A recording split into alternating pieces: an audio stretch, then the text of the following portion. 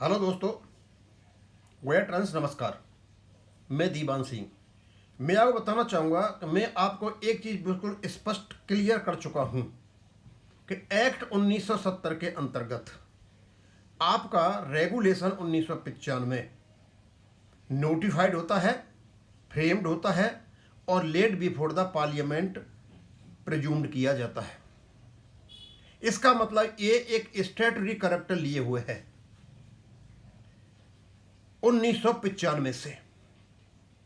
उससे पहले जितनी भी वार्ताएं हुई, जितने भी निगोशिएशन हुए, जितने भी सेटलमेंट हुए, वो केवल नॉन स्टैट्यूटरी और कॉन्ट्रैक्चुअल हैं।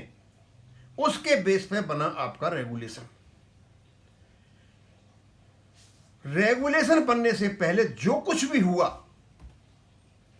कितने कितने तीर तो आईबीए ने मारे, कितने कितने तीर यूएफबीयू ने मारे और कितने कितने तीर हमने मारे हवा में फंड थ्योरी चला चला के, उनका कोई भी महत्व नहीं है।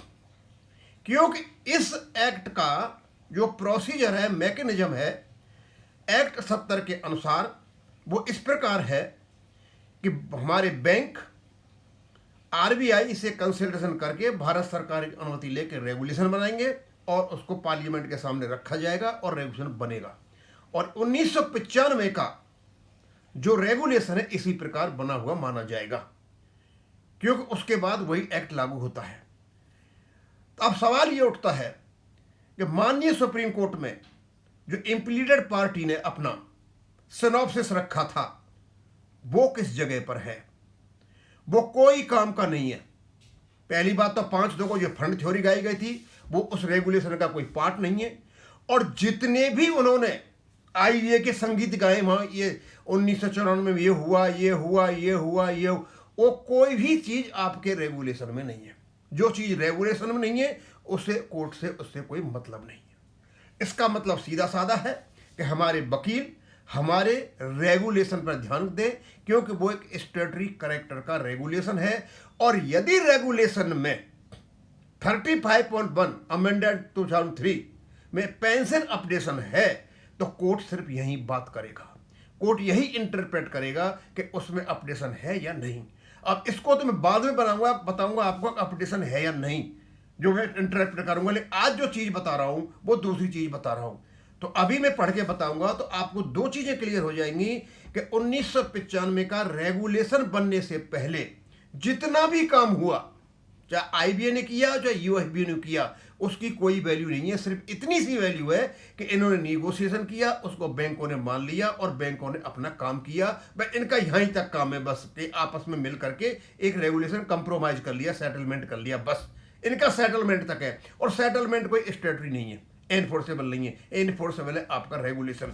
और इस चीज पर ध्यान देने की बहुत ज्यादा जरूरत है, क्योंकि जस्टिस विक्रमनाथ जी ने जो कहा था कि argument are irrelevant if you have not paid you have to pay as per regulation, तो वो रेगुलेशन 1995 के रेगुलेशन 35.1 अमेंडेड 2003 की बात कर रहे थे। उसी पर जोर देना है, इधर से उधर नहीं भागना है।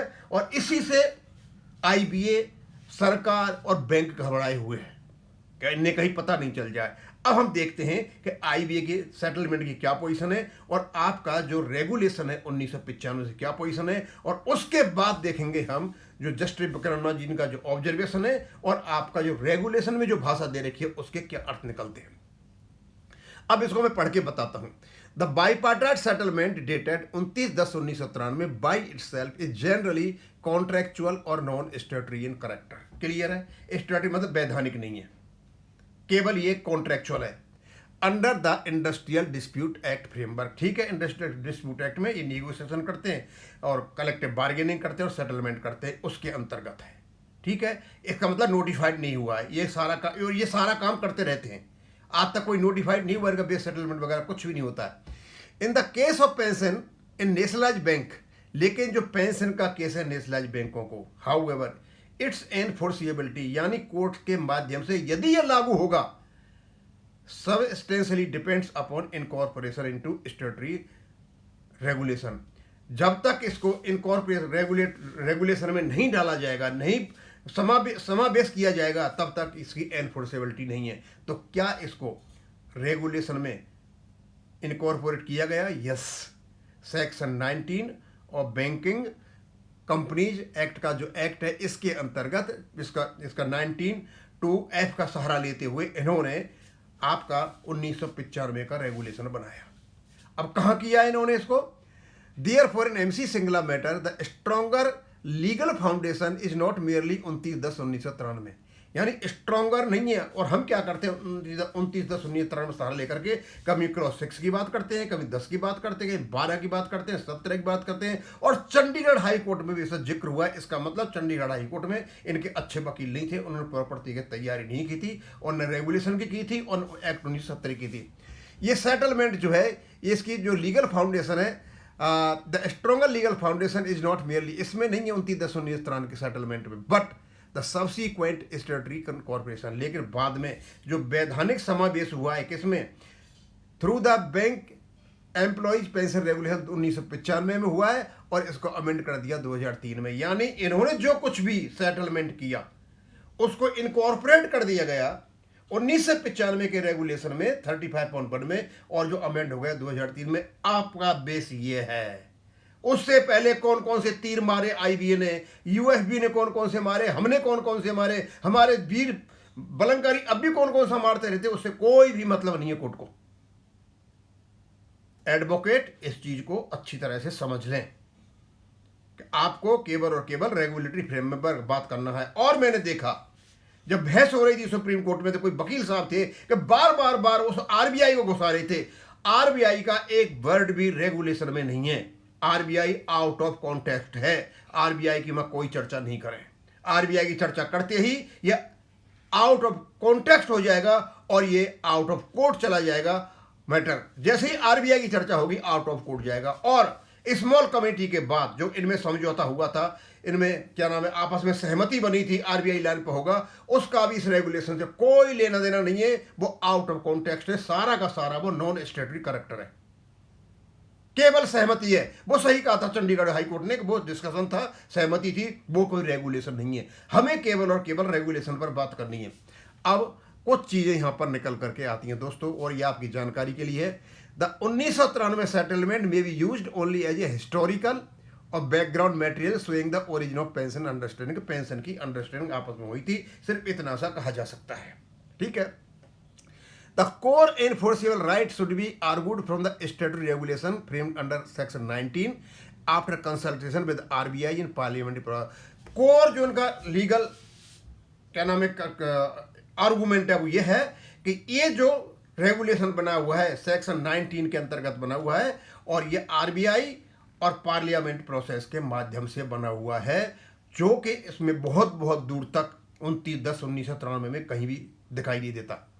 If Reliance is placed only on the 90, यदि 1993 के सेटलमेंट की ही बात करते हैं हम, IBA में argue it is merely a negotiated element without statutory force. तो आर्ग्यू कह सकता है IBA कि एक नीगोशिएटेड एलिमेंट है, इसमें कोई भी स्टेटरी फोर्स नहीं है, आप हार जाओगे। हम जो बार बार बात करते हैं 1993, ये नीगोशिएटेड सेटलमेंट है, ये स्टेटरी फोर्स नहीं लिए हुए है, क्योंकि ये किसी में इनकॉर्पोरेट हुआ ही नहीं है रेगुलेशन में। ये बाहर की बातें हैं। मैंने सोचा था शिवराम जी से बात कर रहा था, वो कहते हैं साहब ने सारे लेटर लगा दिए, IBA ने ये कहा था, IBA ने ये कहा था, 1993 में ये कहा था, वहाँ का नदम को लेटर लिखा था, पता नहीं कहाँ लेटर लिखा था, इसको लिखा था, उसको लिखा था। बेहूदी बातें हैं सारी की सारी। 1995 के रेगुलेशन से पहले कुछ भी हुआ है उसका जिक्र ही नहीं करना है। आपको केवल और केवल 35(1) की जो लैंग्वेज है उस पर जोड़ देना है। कोर्ट को बोलो आप इसको इंटरप्रेट करो और इधर मत भागो। उसके बाद if Reliance is placed on BPR, और यदि रिलायंस को 1995 से बात की जाती है, यानी 1995 के रेगुलेशन को लेकर के बात की जाती है, और वो भी amended regulation 35(1), the argument set from fresh demand through negotiation to implementation. तो हमारी जो डिमांड है फ्रेश निगोशिएशन से एकदम implementation of the existing statutory regulation, जो हमारा रेगुलेशन है उसको आप लागू कीजिए, उस पर चला जाता है। दोस्तों आप मेरे ख्याल में अच्छी तरह समझ गए होंगे। यदि हम 1993 की बात करते हैं तो IBA के हाथ में लड्डू है और कहेगा भैया ये नीगोशिएटेड क्या नाम है सेटलमेंट है और ये विदाउट स्टैट्यूटरी फोर्स के हैं। आप ये चाहोगे या 1995 की बात करोगे और उसे कहो, आपको एकदम जैसे ही 1995 में जाओगे या आप 35.1 पे पहुंच जाओगे और आपकी निगोशिएशन को खत्म कर देगा और ये कहेगा भैया इसकी जो 35 बने उसको आप इम्प्लीमेंट कीजिए। 35.1 talks only about the implementation, not about the negotiation. इसलिए इसमें किसी प्रकार का निगोशिएशन हो ही नहीं सकता। आगे so legally the settlement can support the narrative.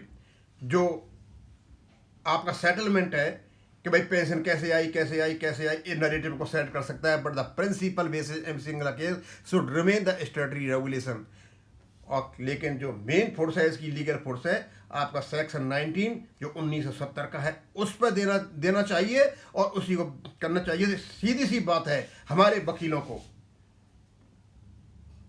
Act 1970 का सेक्शन 19/1, 19/2 का डी और एफ, 19/3 और 19/4 अच्छी तरह से पढ़ लेना चाहिए, क्योंकि उसी के बेस पे आपका रेगुलेशन बना हुआ है।